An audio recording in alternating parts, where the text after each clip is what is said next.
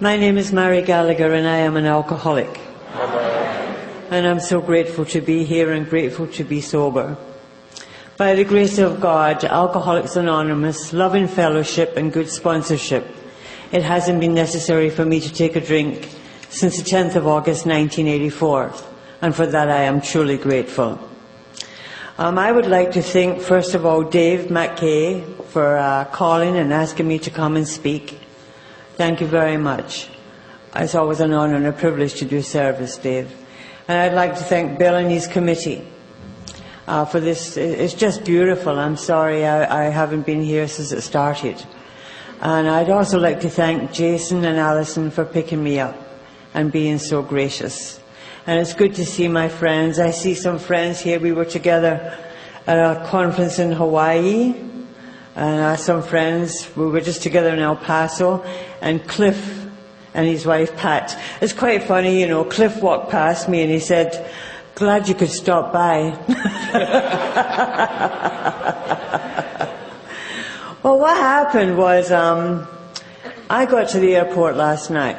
Well, I was working yesterday and I got to the airport last night and I got up to the desk and it was empty. There was nobody around. And I was beginning to get a little irate. You know how we can sometimes get self-righteous now that we're sober and get there on time. And I was kind of shouting to see if there was anybody hiding around the back. And then two East Indian cleaners came. And they told me that all flights were gone. And I couldn't believe it, because I've never missed a flight before. So of course, because I am on a spiritual path, I start thinking, so what does this mean, God? And I know that God was saying, what it means is you screwed up, you missed a flight, and we'll get you on tomorrow. But I called the airline, and at first they said it might cost me $760 because the ticket was non-transferable, etc. But they got me here and they didn't charge any more money, so that was pretty nice. And unfortunately I have to leave tomorrow morning. I leave here at 9:30, I get into Toronto at 7:30 at night, and I have to be at work at 9:30 in the morning. So I'm sorry I haven't been here longer. You've probably heard that I'm not a Canadian.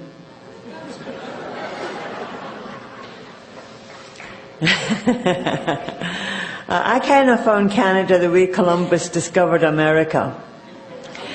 I was looking for something else, but I did find sobriety in Canada, and for that I am truly grateful. You know, a lot of things have happened to me in the last year, and I'll embroider on them a little bit later on. But in the big book it says the things that happen when you put yourself in God's hands are better than anything you could have planned. And last September I moved out of Toronto and I moved 2 hours north to a place that in summer has the largest freshwater beach in the world, and in the winter is a ski resort. And there's a lot of snow there, but I have my own little bungalow. I was able to buy a little bungalow there. And it's an amazing thing to me, because there was no road anywhere from where I'm coming from. And it's only by this fellowship and the grace of God and being able to take instruction and just, you know, sometimes it looks like nothing's happening in our lives, but there's always little things going on underneath. And eventually you will see changes come about. And I truly believe in the 5 and the 10 and the 15 and the 20, these multiples of 5 that happen in our life, because it is an ever-changing transformation that we are going through. I mean, this 12th step means much more to me today, because I've been changed and changed and changed until finally I have become a citizen of the world. I am one of those who had gone so far with my alcoholism that it took me many, many years in Alcoholics Anonymous to be able to leave the rooms and go out there to mix with the so-called normal people. It was not easy. But now I do that. And I just feel it's a miracle. I'm so grateful. I was born in Glasgow, Scotland, and my parents were Irish.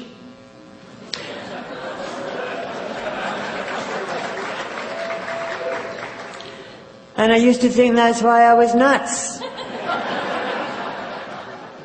It's a terrible dilemma being Irish born in Scotland, because half of you wants to drink all the time and the other half doesn't want to pay for it.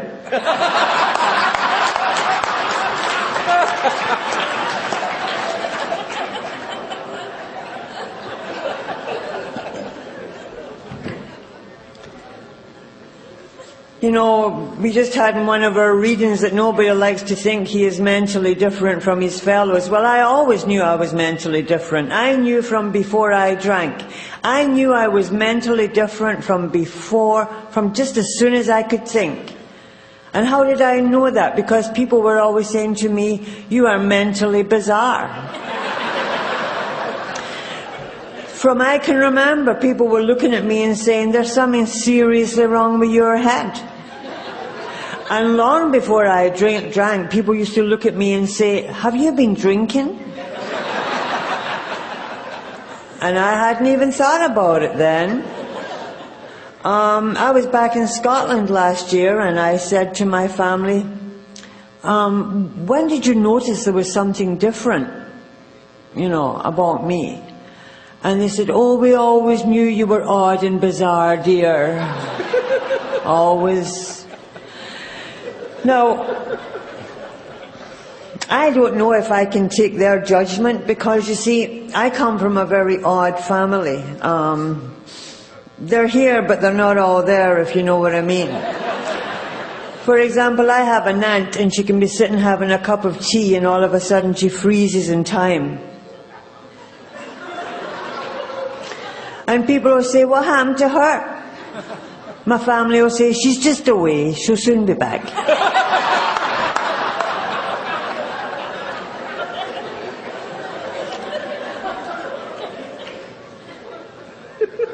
So, it was really different.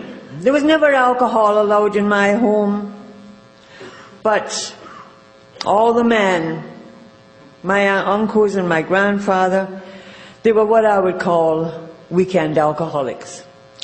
And they would go out and drink and then come home, and it would be bizarre. And they'd always promise me, my grandfather was my hero, and he'd promise me he'd never drink. And every Friday and Saturday night that I could remember, he was drunk. And I saw what a change it was in him.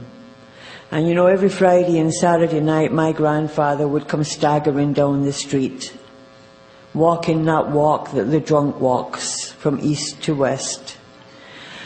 And the neighbours were all behind their curtain laughing at my hero.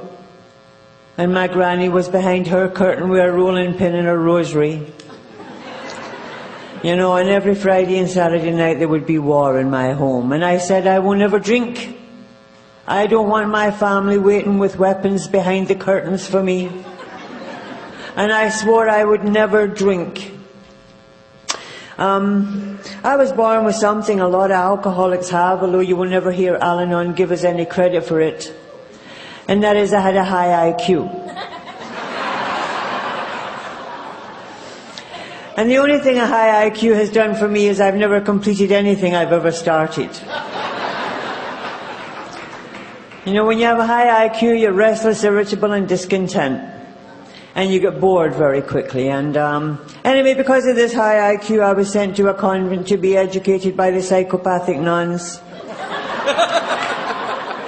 And I truly believed it was the nuns who screwed me up. But what I was to find out is that the nuns were trying to teach me to have character. I did not know that character is something you do when nobody's looking. I was thrown out of that convent at 15 years of age, and I never drank till I was 25. But you see, I truly believe this, that when it says in the big book that some of us are born that way, it is my opinion, please keep an open mind, that I was born with a peculiar mental condition that is called alcoholism after the drink. because they don't have a name for it before the drink. I wish that someone had gone to my mother many years ago and said, Mrs. Gallagher, you've given birth to an alcoholic. Sad but true. Put a little liquor in her bottle.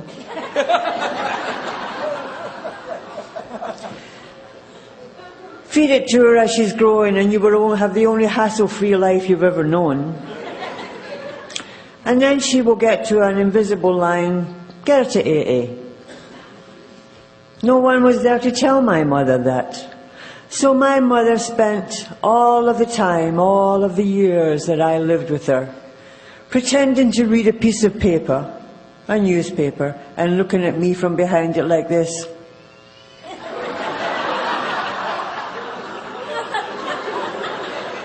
And she used to say to me, I don't know where you came from. It was not easy. And also in Scotland, there is a lot of religious bigotry. Let me say now, so I don't forget. I want to thank you, America, for giving all of us Alcoholics Anonymous. I am so deeply grateful to the United States of America, because if it wasn't for USA, there would have been no freedom to have a God of your own understanding. I truly believe that God picked this place and Bill and Bob because of the openness and the freedom of the religious thought that actually is the mainstay of this program. I am truly grateful.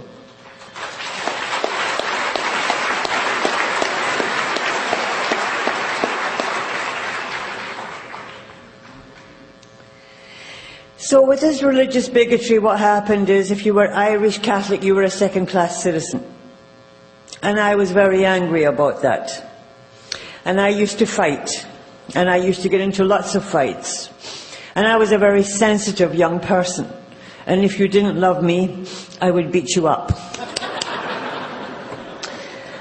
And my family used to say, everybody is not going to like you, you know. And I'd say, why? Why? And so what happened is I got into quite a few fights in this convent, and it's not the milieu for that type of behaviour.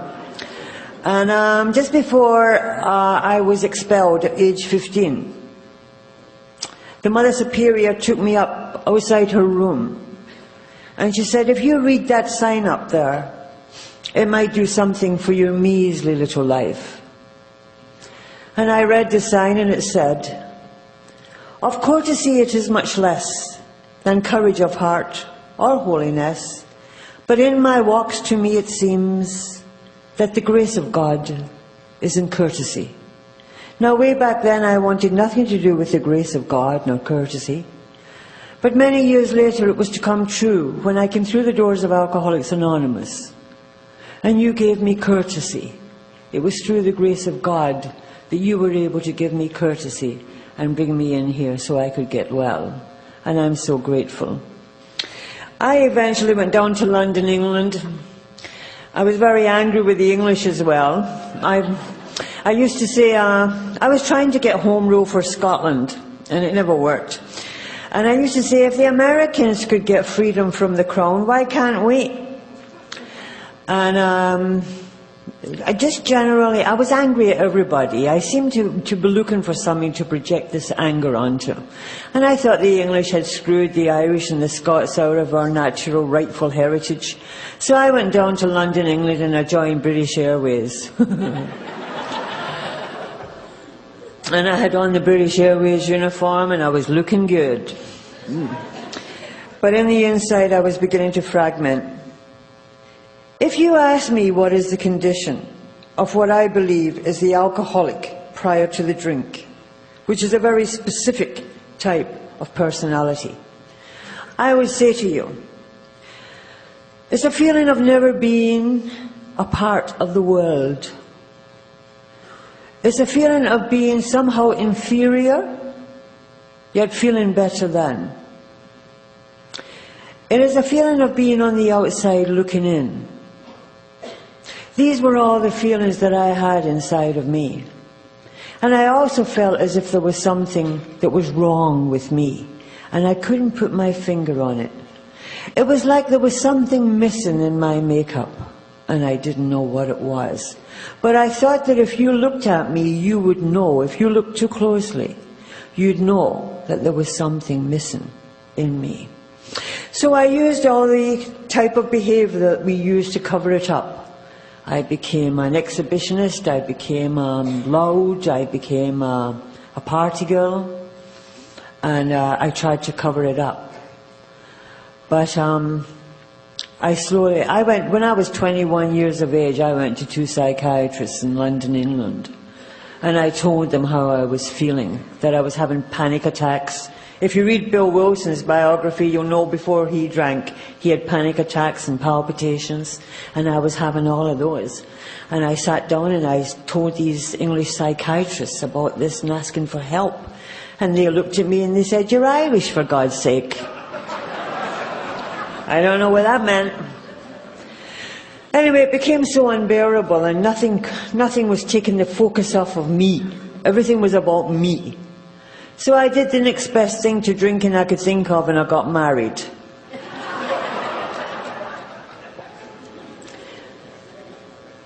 And I went to live in Kingston, Jamaica.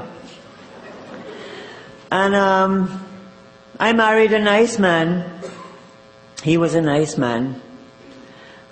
He was a kind, good, loving man. And he married a figment of my imagination.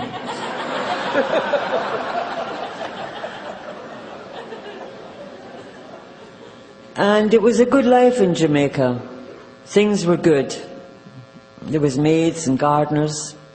And after a year or more, my first son was born, and I loved that child. But just after he was born, I thought I was going insane.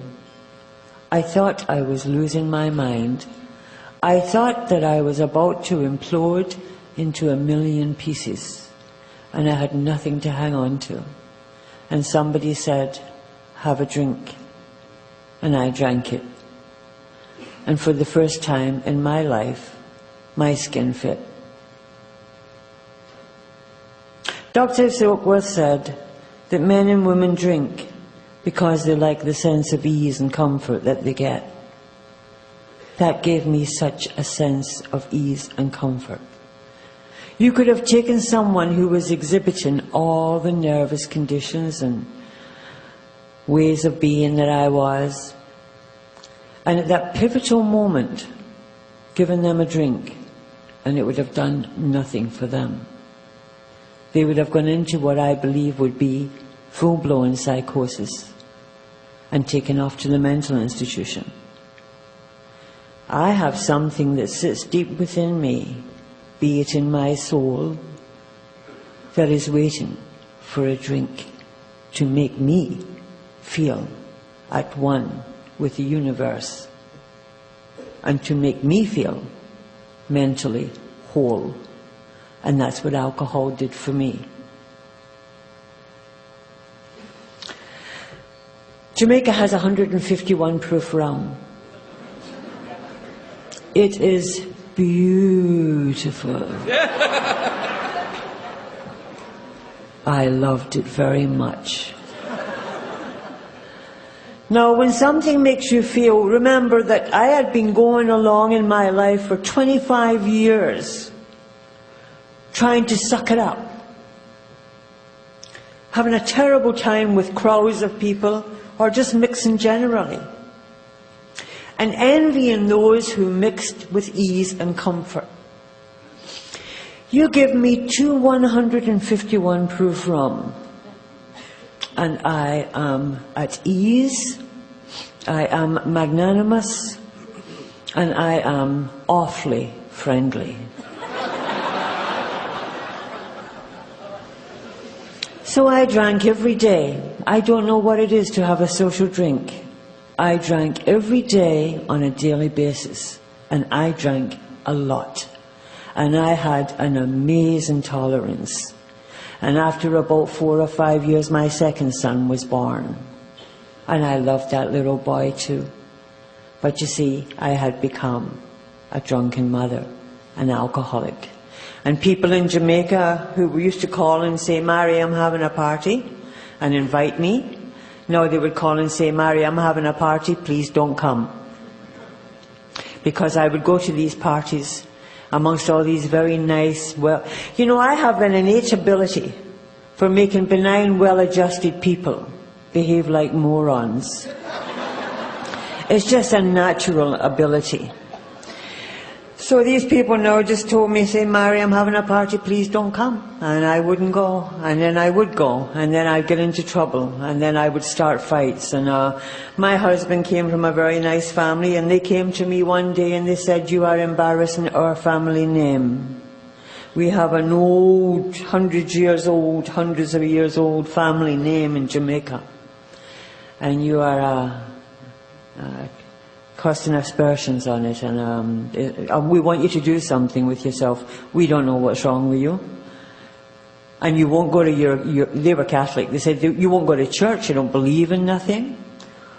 Why don't you go and find something spiritual, something to believe in?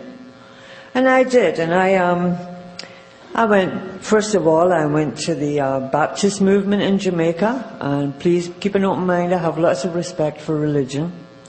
And I was jumping for Jesus, and it didn't work. And I was jumping real high, I'll tell you. I really got into it. Because I had a few of those rums inside me, and I like to think I took the movements to new heights, But unfortunately, it wasn't the answer for me. Now, I used to live across the road from Bob Marley, on Hope Road in Kingston, Jamaica.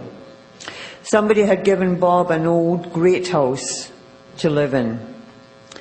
And it was about 3 doors down from the Jamaican, the High Commission, the Prime Minister's office. And I used to see these big wafts of ganja going up, and I used to think, I wonder what that's doing to the visiting dignitaries. But anyway, somebody said to me that the Rastafarians were spiritual people. And I could go anywhere in Jamaica because everybody, they knew I was one brick short of a load. And they were very kind to me, the Jamaican people. And so I went up to the hills, and the Rastafarians, what they do is they read from the Old Testament. They hate alcohol. And the only thing is, they smoke a lot of pot. And when I used to go up there, they used to say, Mary, come try a little Sensimilia, man. Look how the liquor is making your eyes red. And I used to say, I don't want nothing that's going to screw up my brain. I'll stick to liquor, thank you. Anyway, I used to watch them. And way back then I saw something that has given us a lot of trouble in Alcoholics Anonymous today. In Alcoholics Anonymous today, non-alcoholic addicts are being sent to this fellowship. And it is so sad, because we are killing them. Bill Wilson wrote in his pamphlet, Problems Other Than Alcohol, that there is no way to make a non-alcoholic addict into an AA member. He says if we do, we'll kill them. And they can't help us, because the most important thing is one drunk talking to another. If you don't have a drunk story, how can you help anybody? And I didn't know all these things then. And I'll just tell you this very quickly. There was 2 beautiful women sent to me a few years ago, and they were basically dying. And they had been in and out of AA for years. And eventually I sat down and spoke to these 2 women. And they admitted to me that they were not alcoholics. That they had gone to a treatment center, and the treatment center had told them, because it's all one disease, to come and change the wording of the first step to suit them, to pretend to be alcoholics. And they were dying because they couldn't identify. And they got into service very heavily, but it didn't help them. And I'm happy to say to you today They both have a few years in CA and NA, and they're doing very well. And I say, thank God for that. But way back then I knew nothing about these things, so I would watch the Rastafarians, and they would roll a big spliff. And it was so big you couldn't even see their face. And they would go, I just want to mellow out, man. Have a little vision. And they would lie down and meditate. That's not me. When I drink, I want action. When I drink, I want justice. When I drink, I want love.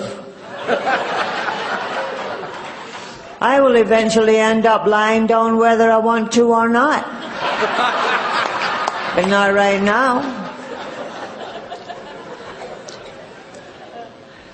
So they bid me adieu and couldn't help me. And eventually, because I became very obnoxious. You see, I think that is essentially my personality, was very obnoxious and very rebellious. And I decided to divorce my husband, and I took my 2 sons and I left the island. And my boys were 5 and 9. And I took them to Scotland, and my family told me about my drinking. And a man that I knew for many years, he called and gave me the solution that I used to always love. It's the easier, softer way. He said, let's get married and I'll take you to Canada.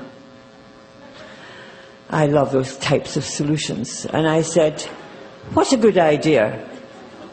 And in my head I said, drink Canada dry. Let's go. Let's go. He took me to Alberta, Canada. When we landed, it was minus 40. I knew I had made a serious mistake. By this time, I realized I have a serious Valium deficiency. Because I wake up in the morning and I'm shaking so much I can't lift up my drink. And I have to take Valium. So because I am a bright bunny, I get a job as a pharmaceutical rep.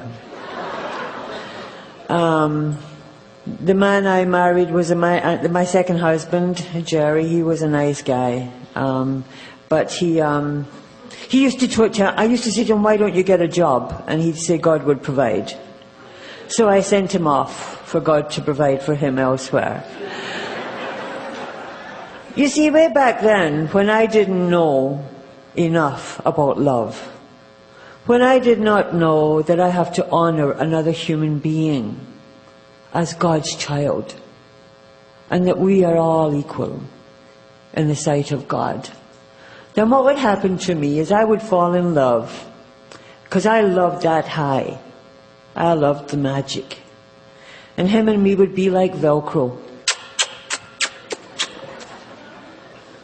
joined at the hip.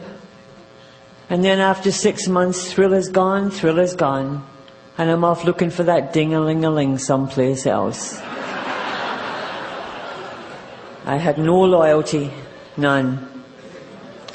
My poor little boys, they were 9 and 5, they had no adults in Canada except me. I would come home with people I shouldn't have come home with.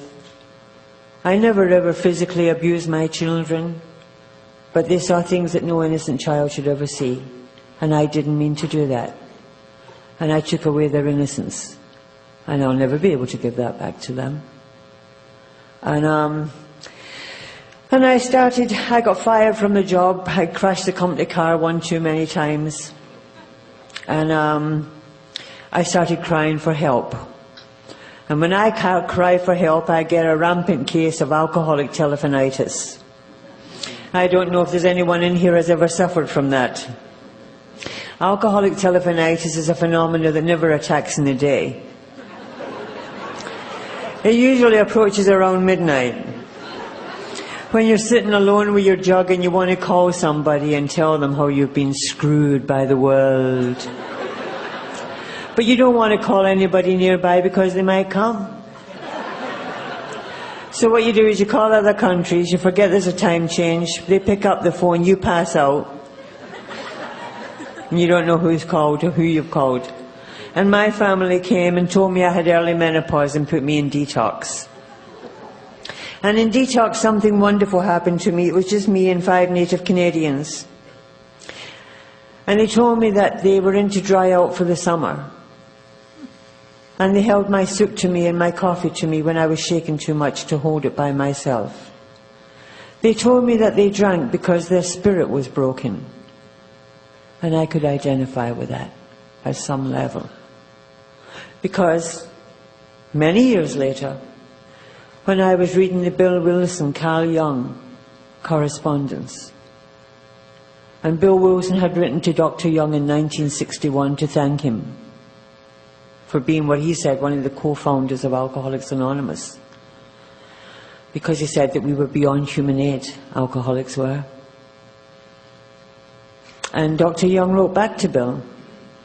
He said it was his opinion that what the alcoholic had at a low level was a thirst for a union with God.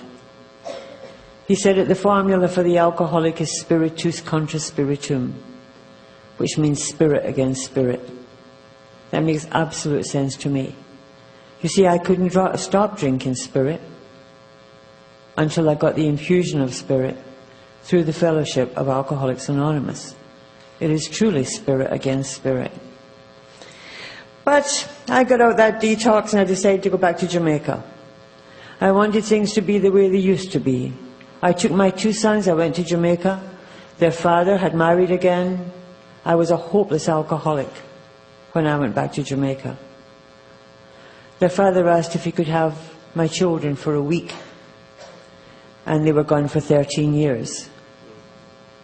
And I had my first suicide attempt. I took 2 bottles of Valium and 2 bottles of 151 proof rum, enough to kill a horse. But we don't die easy, alcoholics. We're hard to dead.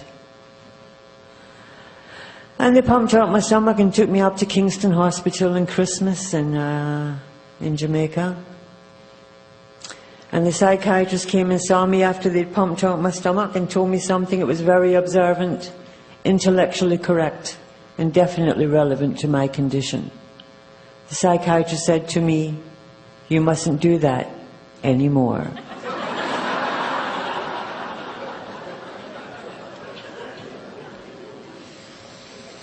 I have a lot of remember whens, but to me, and to other people they'll say, "You've got a lot worse remember whens than that." And yes, maybe.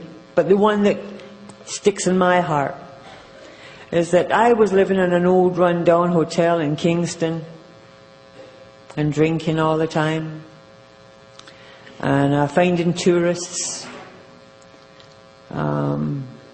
If there's any tourists here who were in Jamaica in 1980, I'd like to make amends. Your American author, Scott Fitzgerald, who died of alcohol-related problems, he wrote that in the real dark night of the soul, it's always 3 o'clock in the morning.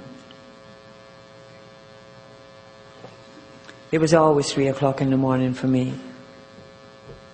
You see, what I would do is I wanted an alcoholic to drink with me. I didn't want a normal person because they'd just end up calling me a lush. I wanted someone who drank like me,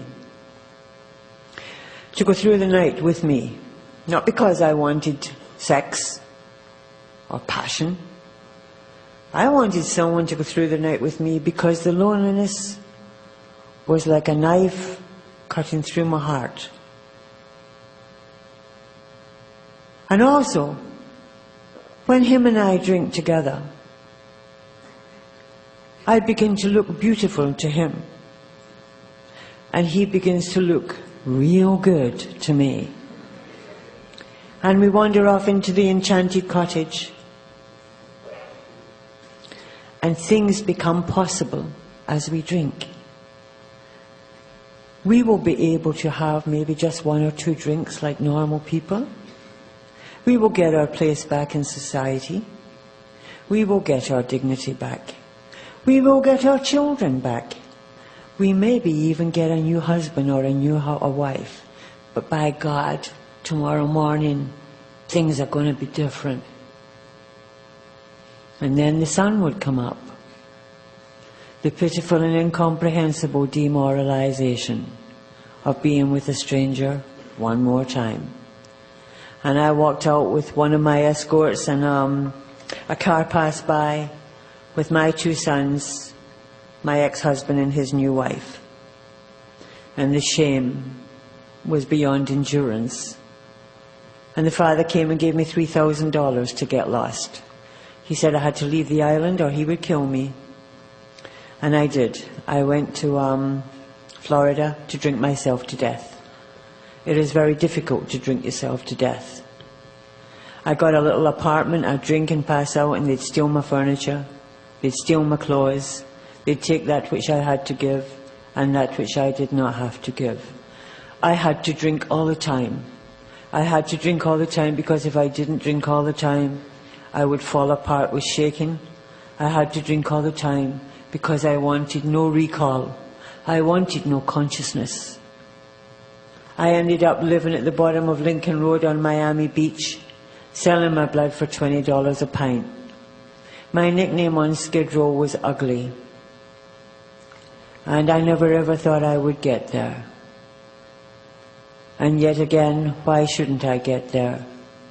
Because I could not stop drinking. I'd never heard of Alcoholics Anonymous. I was a hopeless, hopeless drunk. There was nobody around who cared about me. My family was thousands of miles away. They didn't even know my children had been taken away. My family in Scotland. Eventually I panhandled off an old woman who used to live in who lived in Jamaica, an old English woman, and she'd moved to Fort Lauderdale. And she contacted my family. And they had contacted Interpol before, and they found me. And there was a bench warrant out for my arrest in Florida, but they got me out of Florida.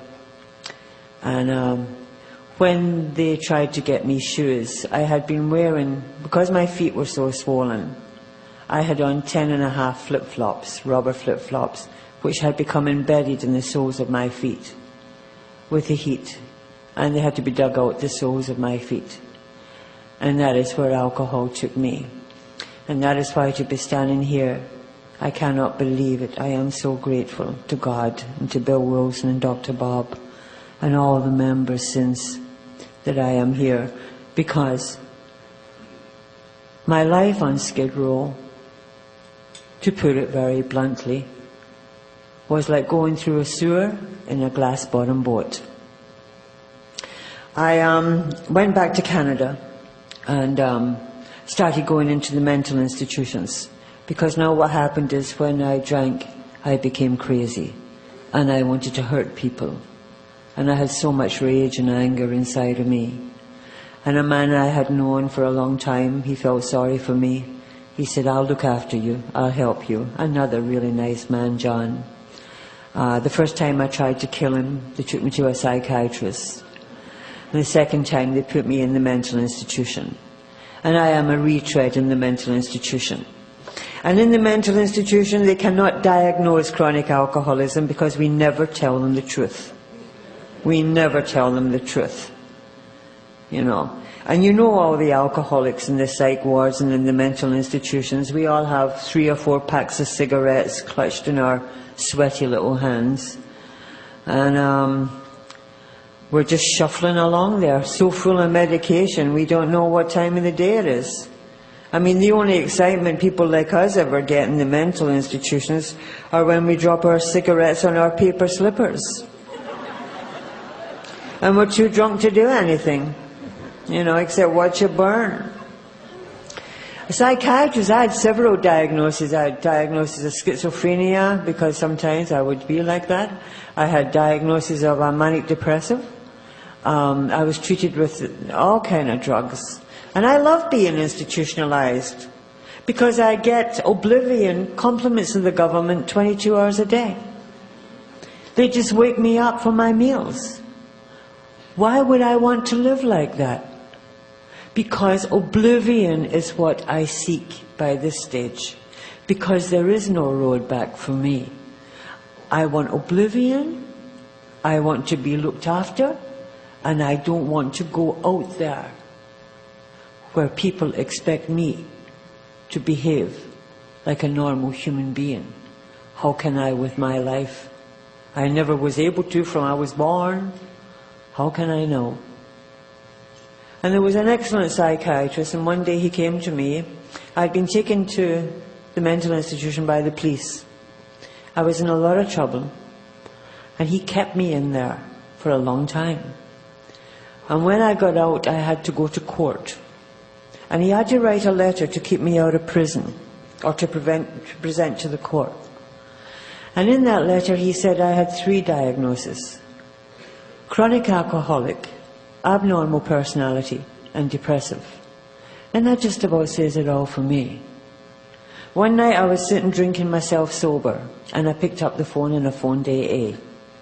You know what that's like, drinking yourself sober. Now I'd gone to a lot of AA meetings when I was in the institutions, but I never remembered anything because I was so full of drugs. Anyway, one night I picked up the phone, I phoned AA, and a man called Stan came. And this was in Edmonton, Alberta. Stan C.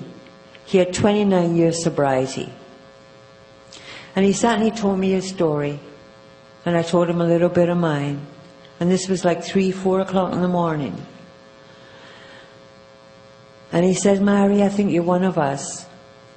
I said, "Stan, I know I'm an alcoholic, but I'm also nuts. I got a psychiatric report that says I'm nuts." He said, "Mary, the 12 steps of Alcoholics Anonymous is like 12 adjustable wrenches. They fit any nut that comes through the door."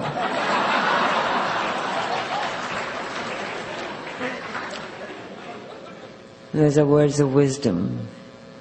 And I love being in AA, and I went every day, and I went twice a day. And I began to realize that alcoholism wasn't about drinking. Can you imagine if alcoholism was about drinking? If alcoholism was about drinking alcohol only, then in the first year when I was going to Alcoholics Anonymous 3 times a day, I would go into the meeting and there'd be a chairperson sitting there, and he'd say to me, "Did you drink today, Mary?" I'd say, "No." He said, "See you later." Can you imagine that? And at the end of a year I'd be dead. And on my tombstone it would say, "She didn't drink, but her head blew apart." Because the problem of the alcoholic centers in the mind. Anyway, I had one slip. As I said, my dry date is the 10th of August 1984. On the 9th of August 1984, some AA people came and they took me to a meeting. I was in very bad shape. They told me I was shaking so much strangers were waving back at me.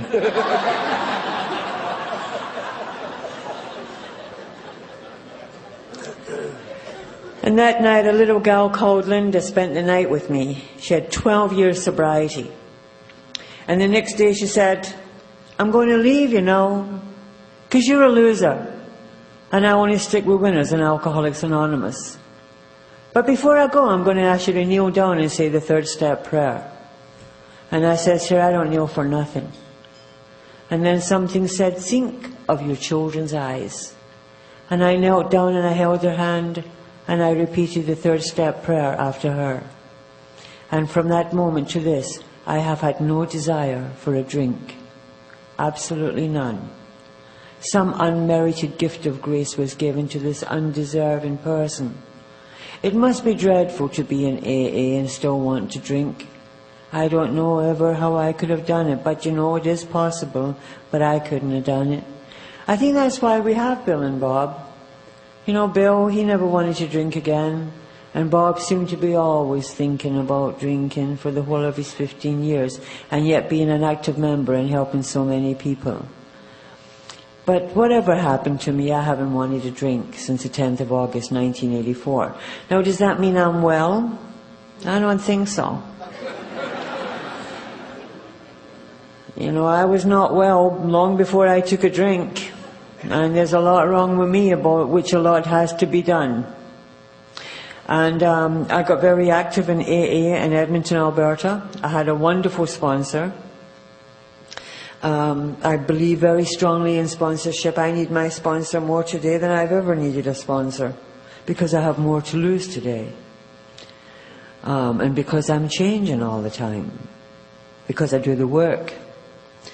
And that can be an explosive combination sometimes if you feel you're having a little bit of success in life as well. So I need a sponsor very deeply.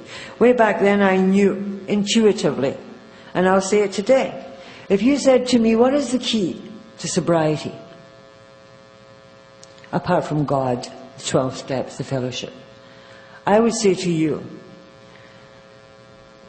do what I did. I had decided when I came through the doors that I knew nothing about anything. That my life had been such a shambles. That I had destroyed everything and everyone of value in my life. That my absolute best thinking had taken me to Skid Row, mental institutions, and being locked up. I knew nothing. Let me find a good AA person and do exactly what they tell me to do. It was called surrender, and I did.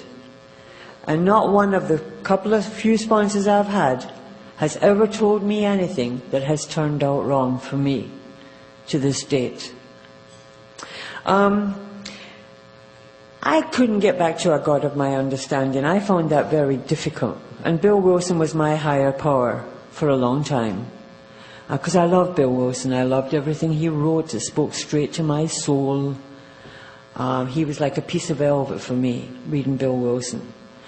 And then the old timers came to me and they said, Mary, you have to find a God. So I went about looking for God. And one day I was down in the Alano Club in Edmonton, Alberta, and there was this old woman speaking from the Northwest Territories. And she doesn't mind me saying this.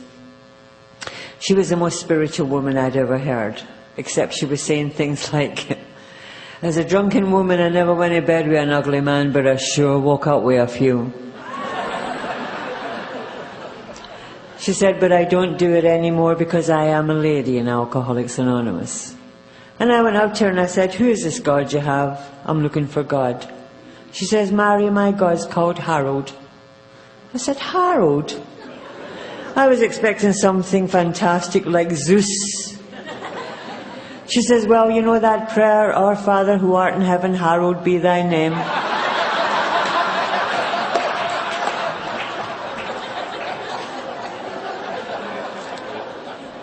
She was pulling my leg. But I found a God of my own understanding. And I believe there only is one God. But I truly believe that God has a place in his heart that has a circle and a triangle on it. And he's right here, right now, with us. This is a God-given program. I truly believe that. Just before I was a year sober, my eldest son was going to school in Toronto. And I called Intergroup in Toronto, asked them if they could have some people meet my flight, and they did. Joyce and Eric, great AA members who are helping to arrange the World Conference this year, in fact. They're on the committee there. Joyce and Eric met my plane, took me to an AA meeting and checked me into the YWCA. And I stayed at the YWCA, went to a lot of meetings, got a little job, got an apartment. My son came, I saw him. He went back to Jamaica. And I was 2 years sober. Now, the old-timers in Edmonton used to say, Mary, we usually say no relationships for a year, but for you it's 2. Because you have a propensity for getting married. By that time, I had been married 3 times, married and divorced. So I was 2 years sober, and I went to a meeting one morning, and all the yellow had gone out my eyes, and I was feeling and looking quite good, thank you very much. And I looked down the table and I saw him. And I just knew that God had sent me my reward. And he was looking back at me with those eyes. a couple who are getting married soon in AA were talking to me today, and I said to them, you know, if two AA people get married and they're both working their program, it can be beautiful. But look out if they're not. Or look, you know, in the 12 and 12, in the 12 step and the 12 and 12, Bill Wilson writes in there about when boy meets girl on AA campus. And he says in there that they should both examine themselves, that there is not some deep underlying disorder that will prevent them from having a relationship. I didn't see that. So John and I fell in love in the rooms of AA. And here's what happens when boy meets girl on AA campus. You both still go to a lot of meetings, but now you're going to see him and her. And you have on your peacock feathers, and you strut your stuff in the rooms of Alcoholics Anonymous. And someone asks you how to read How It Works, and your eyes flit across a crowded room. And you can see God shining down on him. You think the light in the eyes of the people is spirituality, but sometimes it's psychosis.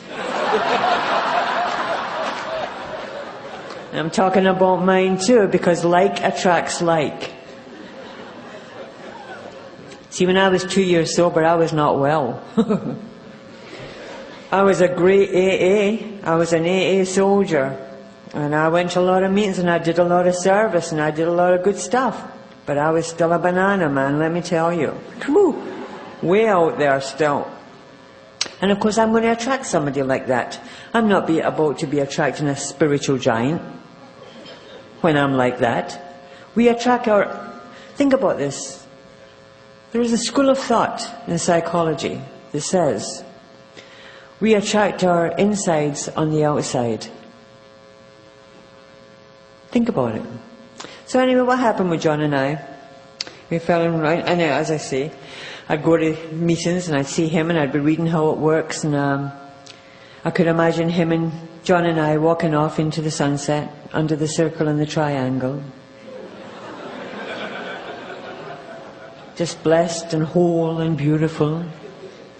And my sponsor, she said to me, don't get married because you're an emotional retard.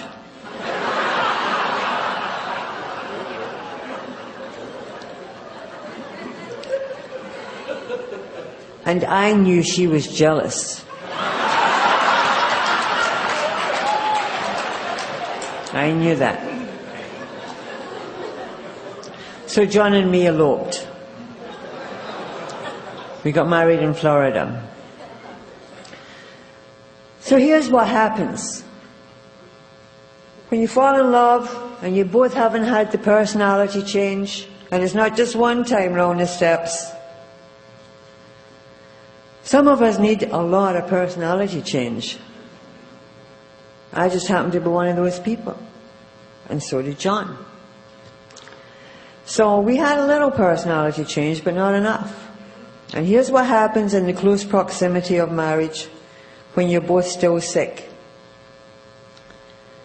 One by one, the peacock feathers start dropping off. And in the end, all you have is the same two old turkeys sitting staring at one another.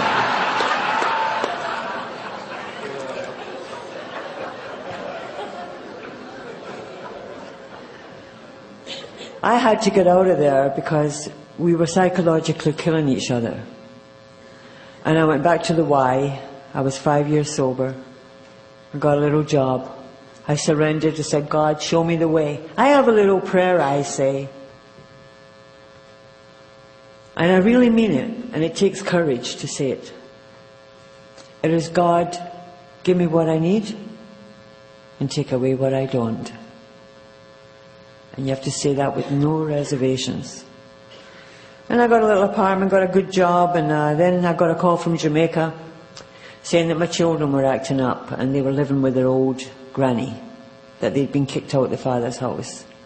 And I spoke to my sponsor and some other people. They said, you better go back to Jamaica, make amends to the island.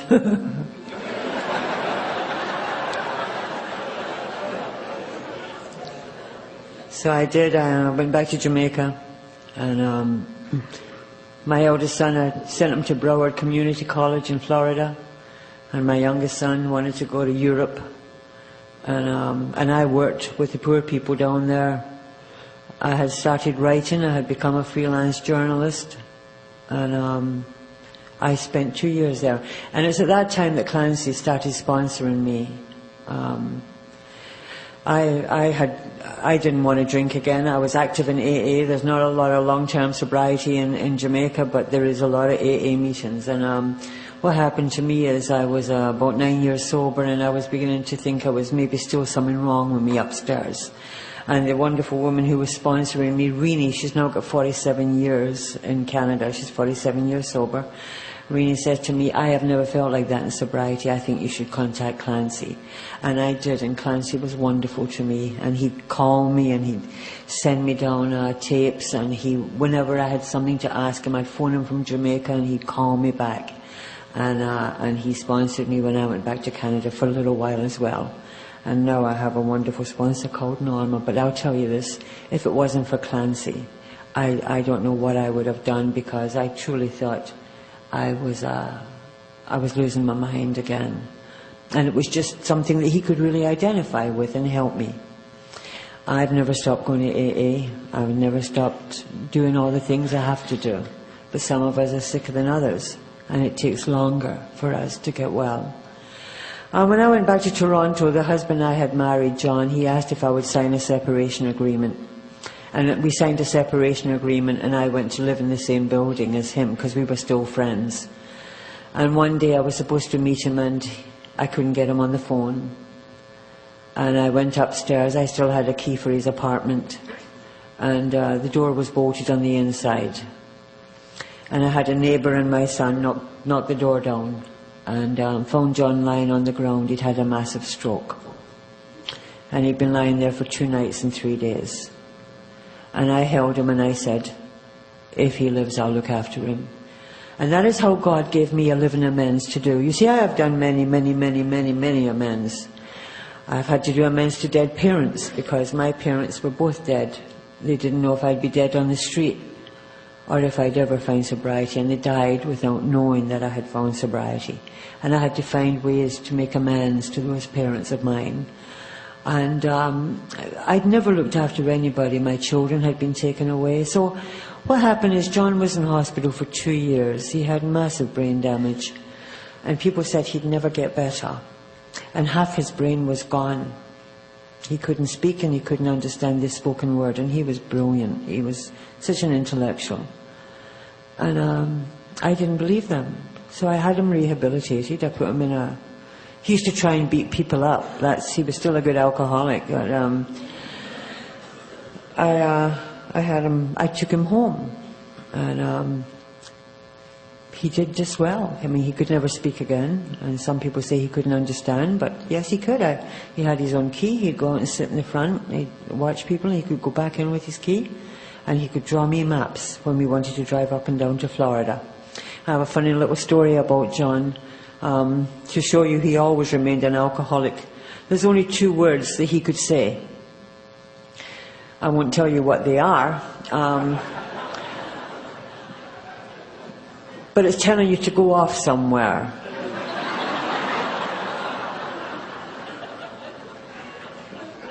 And one time we were driving through Georgia, and I was speeding, because John had a way of letting me know when he wanted to go to the little boys' room.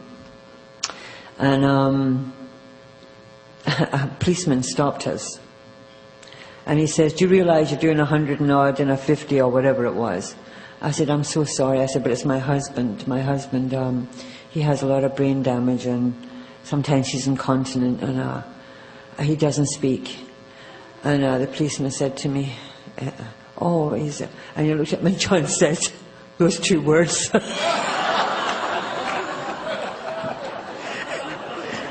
And the policeman said, I thought you told me he couldn't speak. I said, honest to God, phone the hospital. But so I looked after John. You see, I think that we have to be aware and ever vigilant. You see, I don't know when I'm amended out. God has it.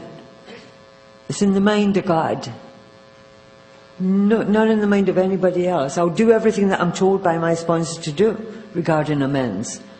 But I don't know when I'm amended out. And what happened was, God gave me John. And that way I made amends for the 2 sons that I could never bring up because I was a drunk. And for the parents that I could never look after because I was too drunk.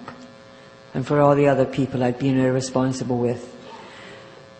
John lived with him and I. We were together for over 7 years. And as I say, he never spoke again. But I'd take him to his AA meetings and he'd get his medallions. He died on October the 20th, 2001.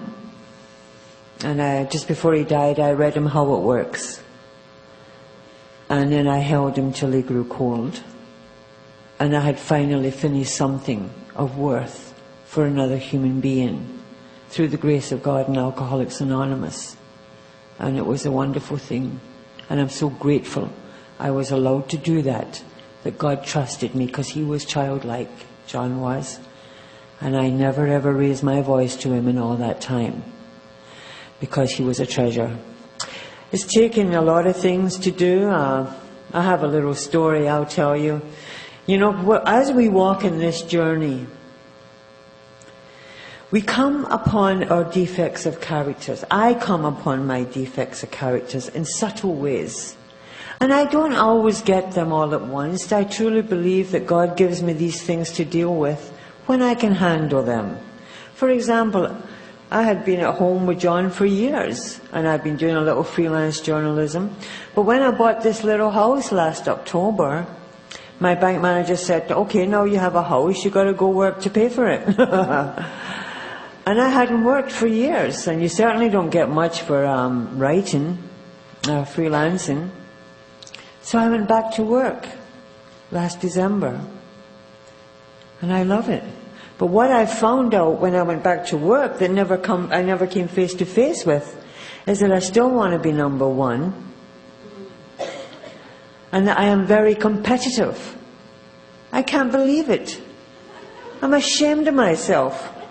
I'll just give you a little example. There was something I had to, let's say I'm entering something, and it's for a particular salesperson, and they've got a number. Now, since I started, I've had top sales every month.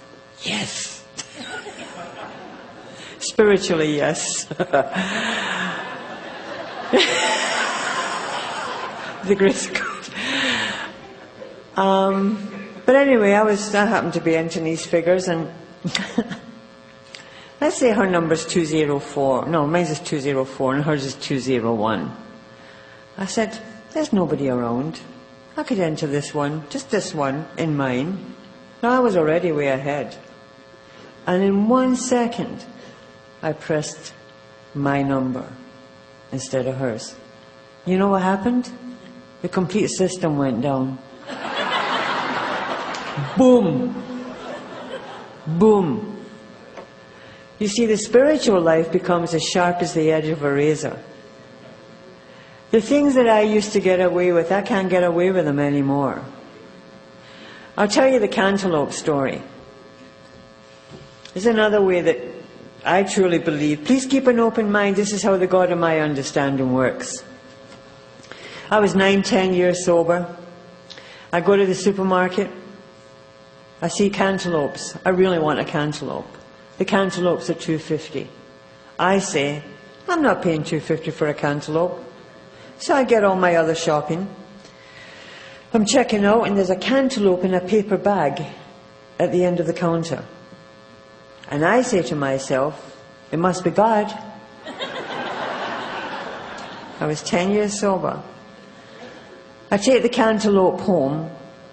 I had $40 in an envelope that somebody had given me for a ticket for something.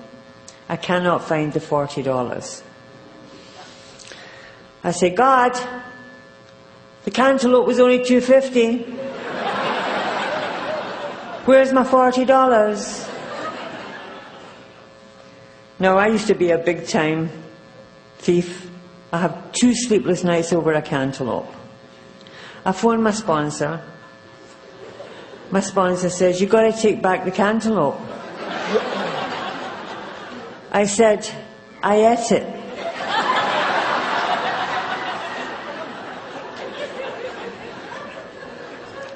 "Well, you got to go back anyway and make amends, pay for it." So I go back to the store. I go to the produce manager. I always lie when I'm trying to be honest. I said, "I inadvertently took a cantaloupe."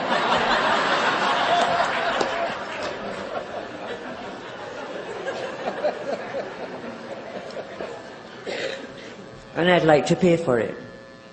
He said, "Well, where's the cantaloupe?" I said, "I ate it." I said, "But I want to give you money." He said, "Well, I can't take money if you don't have the produce, but we really thank you for your honesty.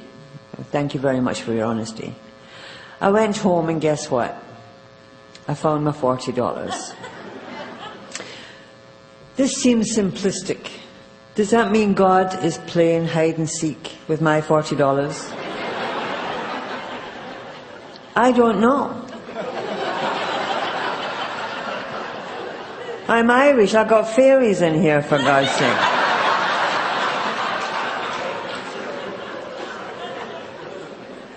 But all I know is that for everything I do these days, there will be a price. But I want to be a better human being because I want to be a better human being. My two sons came back to me when they were 21 and 24. They came to live in Canada. We lived together for a couple of years.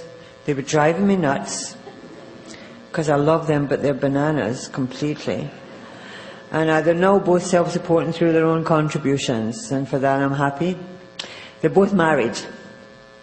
My eldest son got married to a beautiful Greek girl in Vancouver Island. Vancouver Island is lovely. And I flew out there for the wedding, and I made my amends to my sons. By the way, it was very difficult. Because what happened is, when my children used to see me, they would wake up the next morning and say, "Mommy, I saw you da-da, da-da, da-da." And I'd say, "No, you didn't. You were dreaming." I made my children question their reality. So many years later, when they were big men, I had to make amends with everything. And they love me. And I'm so grateful. But anyway, I flew out to the wedding. My son asked me to come out to the wedding, and his father was flying up from Jamaica with his wife and two daughters. And his father and me walked my son down the aisle. And when we're walking my son down the aisle, and I'm smiling, because, you know, their father said, "My God, you've come back from hell. Everybody in Jamaica said a leopard couldn't change its spots. This AA must be wonderful. You look great." And I'm saying to myself, you met an AA, you can think what you like, but you got to act right, right? And I'm saying, 20 years ago, I hired 2 gunmen to shoot you.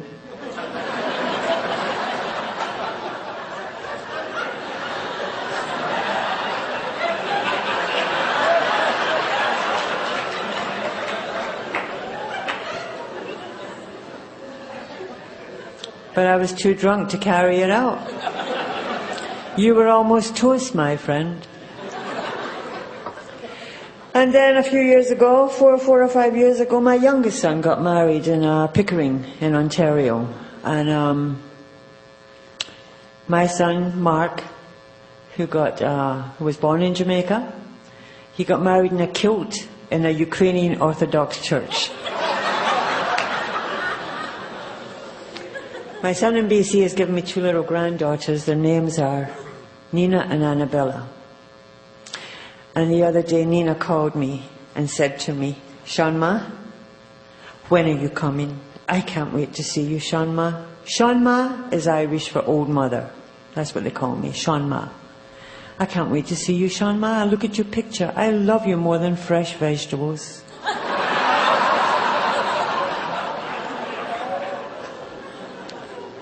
And last night, when I missed the flight, I drove to my son's house, my son Mark, and there is my little Maya, my little granddaughter who is 3, and my new grandson Aidan, who is 12 weeks old.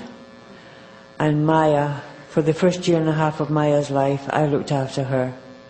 It was just like being with my little son, Mark, because I was an alcoholic from him when he was born. And I got that year and a half to bring her up. And she tells me she loves me more than the moon and the stars. Now, these things, if you had told me I ever had a chance of having these things back in my life, of leading a productive life, of having people who love me, of being truly capable of giving love myself and meaning it, I would have said it was impossible because I was dead.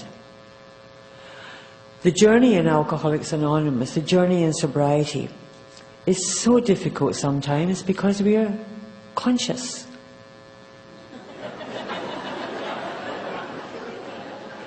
We are stark staring sober. And reality sometimes, quite frankly and philosophically, sucks.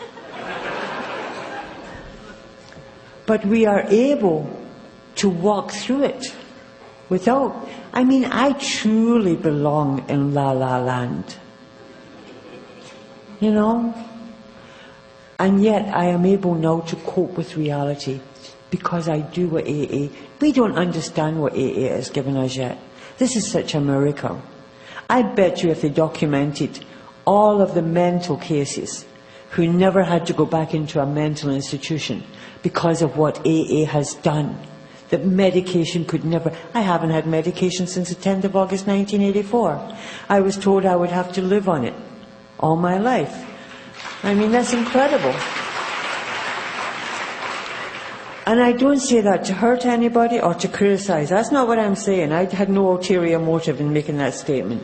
It came straight from my heart. That is just my story, and we're all different. Today, as I told you, I give service. I live in my own little home, and I go to work every day. And I love what I do. The 12th step is the best step in that. That way we are becoming citizens of the world. We're beginning to give out what was freely given. And this earth of ours that I love so much too. Just to be a part of it and to be walking it and not abusing it. Bill Wilson said that Alcoholics Anonymous is not a success story. Rather, it is the chronicle of our colossal human failure, turned to usefulness by the divine alchemy of a loving God. Thank you very much for having me here in San Diego. Thank you.